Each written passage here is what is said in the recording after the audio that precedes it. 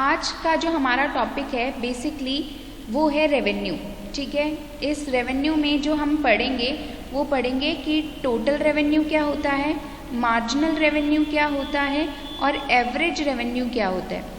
क्योंकि ये तीनों जो कॉन्सेप्ट हैं आप जब कर्व्स बनाते हो मार्केट के, ठीक है, उसमें यूज़ होते हैं। तो सबसे पहले जो हम पढ़ेंगे कॉन्सेप्ट वो पढ़ेंगे टोटल रेवेन्यू का, कि टोटल रेवेन्यू होता क्या है।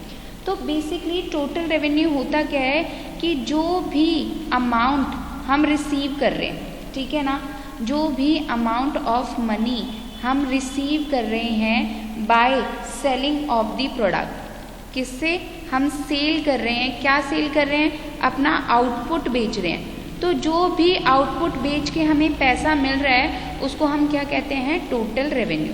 ठीक है, अब ये जो टोटल रेवेन्यू है इसका एक पर्टिकुलर फॉर्मूला होता है।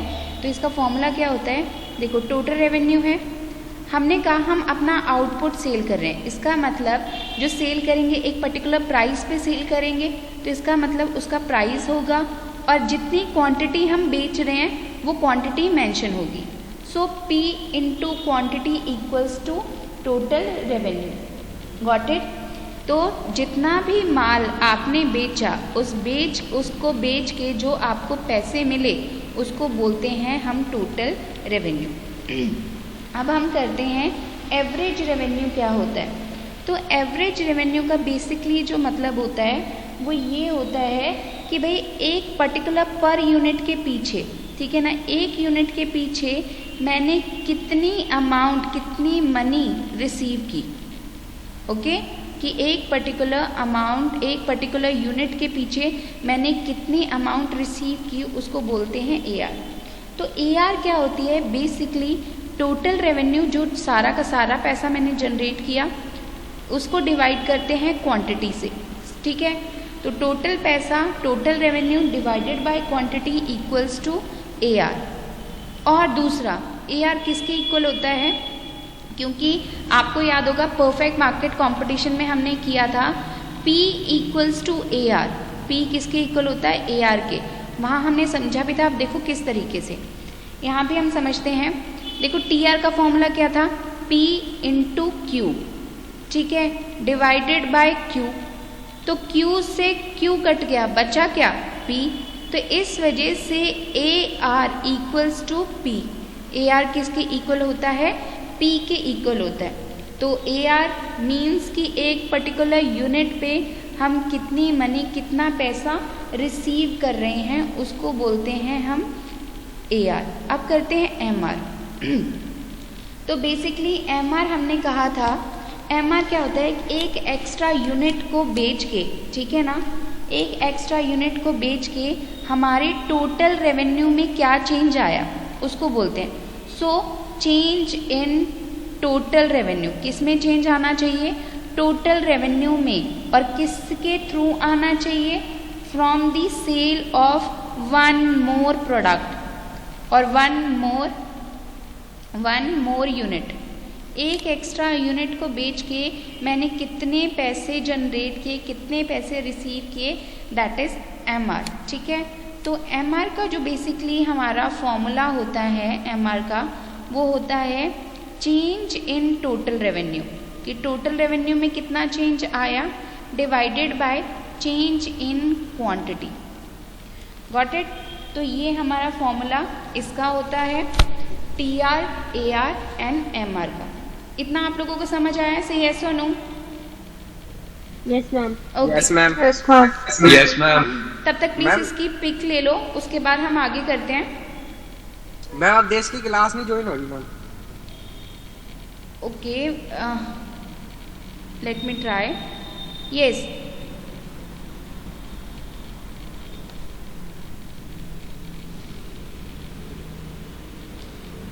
आप लोग यहाँ इसको नोट करो।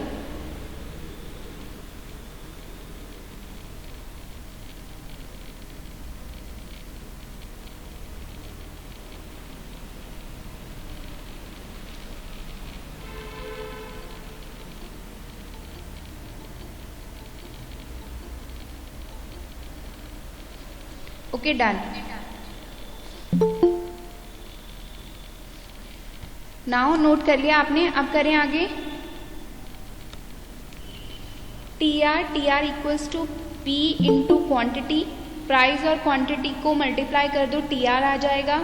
T R divided by quantity average revenue, and average revenue always equals to P जो प्राइस होता है, ठीक है।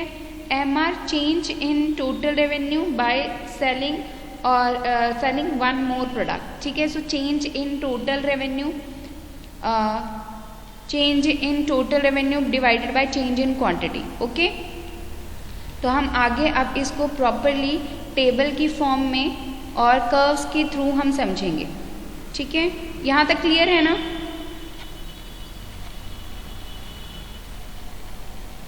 बच्चों रिस्पॉन्स भी देना है। Yes ma'am.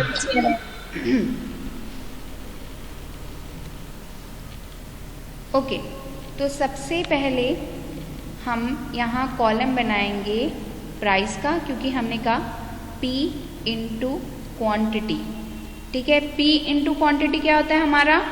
टोटल रेवेन्यू, ठीक है। फिर हमें क्या चाहिए? Marginal revenue. फिर हमें क्या चाहिए? एवरेज रेवेन्यू, ठीक है ना। ये सारी चीज़ें चाहिए, तो इन सब के हमने कॉलम्स बना लेने हैं। तो स्टार्ट करते हैं। सपोज करो किसी चीज़ का प्राइस जो है वो 10 है, उसकी क्वांटिटी 1 बिक रही है, क्योंकि वही लॉ लगाना है, लॉ ऑफ डिमांड का, कि प्राइजेस ज़्यादा होते हैं डिमांड क्या होती है? कम। प्राइजेस कम होते हैं तो डिमांड क्या हो जाती है? बढ़ जाती है, ठीक है ना। तो टोटल रेवेन्यू क्या किया? P into Q. तो क्या हो जाएगा? 10 इंटू 1, टोटल रेवेन्यू कितना आ जाएगा? 10। फिर 9 और ये हो जाएगा 2, तो टोटल रेवेन्यू कितना आ जाएगा? 18। देन 8, देन यहाँ 3, देन यहाँ आ जाएगा हमारा 24, यस। देन 7, देन 4, यहाँ आ जाएगा 28, देन 6, देन 5, यहाँ आ जाएगा 30, और यहाँ 5, यहाँ 6, यहाँ आ जाएगा 30, और यहाँ 4, यहाँ 7, 28, 3,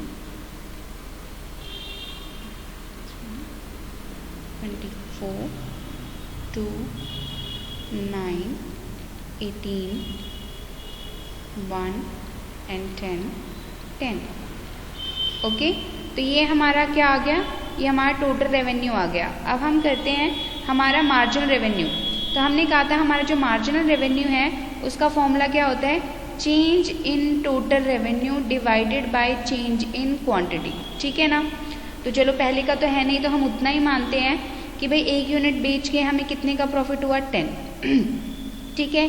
देन 18 माइनस 10 कितना हो गया हमारा?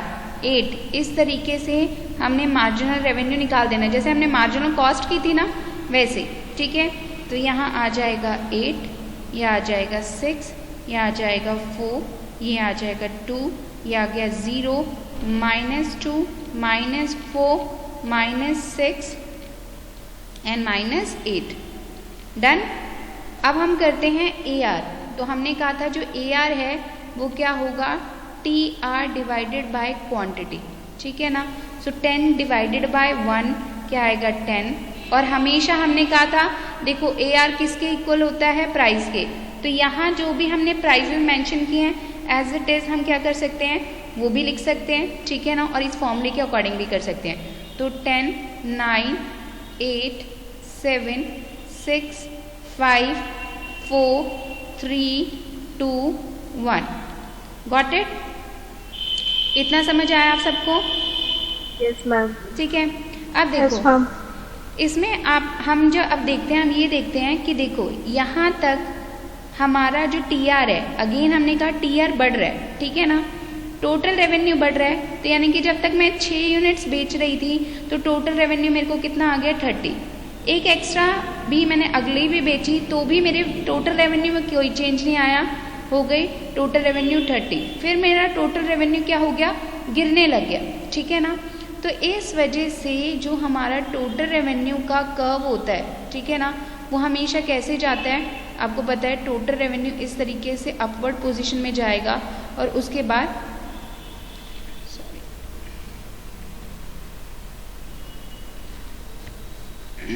पहले हम बेटर हैं AR और MR बनाते हैं, ठीक है।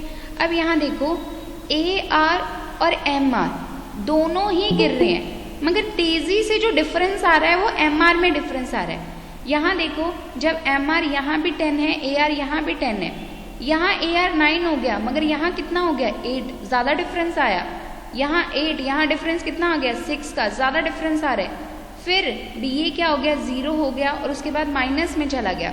इसका मतलब हमने कहा था यहाँ हम x एक्सिस में जो लेंगे वो अगेन आउटपुट और क्वांटिटी लेंगे और जो y एक्सिस है वहाँ हम AR और MR को शो करते हैं, ठीक है ना। तो अगेन AR की जो पोजीशन होगी अगर हम इसको ड्रॉ करें, ठीक है, तो इस तरीके से AR हमेशा इस तरीके से रहेगा, ठीक है ना। वो कभी भी नेगेटिव नहीं होगा क्योंकि अगेन जो AR होता है वो हमारा क्या होता है, डिमांड कर्व भी होता है। तो AR equals to demand curve और इसके ऊपर वही रूल चलता है कि जैसे जैसे प्राइजेस हमारे कम होते हैं हमारी डिमांड क्या होती है, बढ़ती जाती है।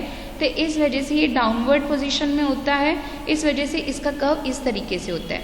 जो MR होगा वो हमेशा क्या होगा, AR से इधर होगा। क्यों? क्योंकि दोनों ही गिर रहे हैं मगर तेजी से जो डिमिनिशिंग या डिक्रीजिंग पोजीशन में जा रहा है वो MR आता है, ठीक है ना।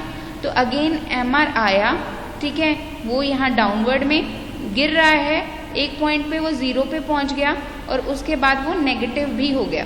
तो इस तरीके से, और यहाँ इसी बेस पे हमने क्या कर लेना है, अपना TR का कर्व भी ड्रॉ करना है। ये इसलिए बता रही हूँ क्योंकि हमने मोनोपोली चैप्टर स्टार्ट किया था और मोनोपोली में आगे इसी के कर्व्स जो हैं वो आएंगे, ठीक है ना।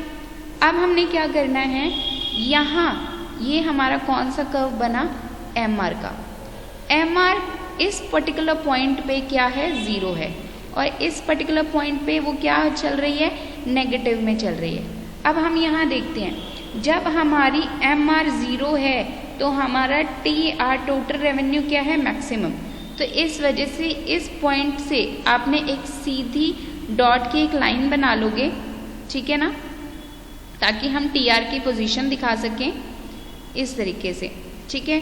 अब हमने यहाँ से टोटल रेवेन्यू का कर्व बनाना है। जो हमने ये दिखाया था कि भाई टोटल रेवेन्यू बढ़ रहा है शुरू में, ओके, मगर डिक्रीजिंग पोजीशन में बढ़ता है और जब MR 0 होता है तो ये अपनी मैक्सिमम पोजीशन पे होता है, उसके बाद फिर से ये गिरने लग जाता है। तो टोटल रेवेन्यू कर्व हमेशा इस तरीके से होगा। तो इस वजह से AR कर्व हमेशा, ठीक है ना, राइट हैंड पोजीशन पे होता है MR के। Got it? इतना समझ आ गया? Yes, ma'am. Yes, ये ma'am. आगे का था, अभी हम और समझेंगे। ये वाला टॉपिक यहीं फिनिश होता है और अब आप में से अपने क्वेश्चन